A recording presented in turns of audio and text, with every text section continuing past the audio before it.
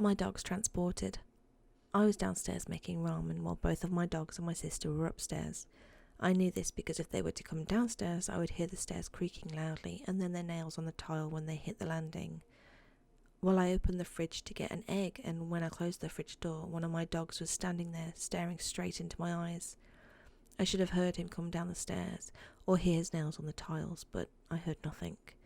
At the same time as this, my sister, who was in her room, said my other dog just appeared in her closet, even though her bedroom door was shut, and he wasn't in there before she shut the door. I'm open to other possibilities. I just thought these glitches happened at the same time was really weird, and it definitely freaked me out.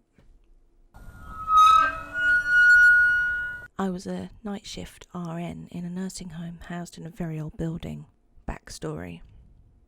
The building was over 100 years old or more, and used to be an orphanage that had a fire that killed 30-some orphan children back in the late 1800s. We had heard there was some type of memorial stones for each child somewhere on the property, so one day we went looking for it but found nothing. My co-worker Cindy's husband was the director of maintenance for the home, so we asked him and he told us that the memorial stones were in the residential backyard of the house next door to the building. That property at one time was a part of the orphanage, and apparently it was an agreement that the homeowners were to never remove the stones, but it was in their fenced-in yard, so we couldn't check it out. Obviously, aside from the multiple deaths from the fire a century ago, people die there quite frequently. It's a nursing home, so we would see and hear little things every now and then, especially on night shift. Mostly TVs being turned on in an unoccupied room, when 15 minutes prior I had just been outside that room and all lights and TVs were off.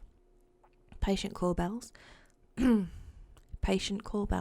would ring from an unoccupied room or in a room of a soundly sleeping patient, etc.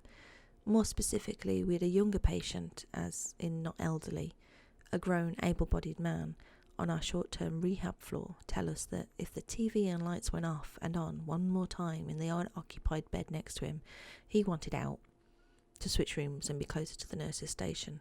We would have patients tell us they would see children in their rooms.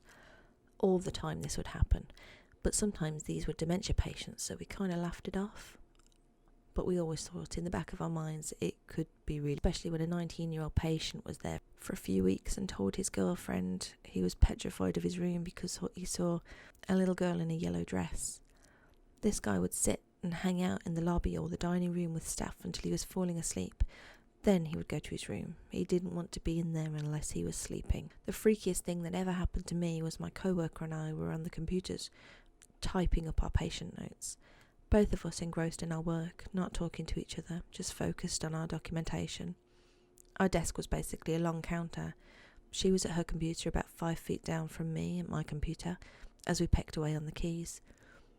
Between us on the counter was an old, clunky and heavy metal 3-hole punch.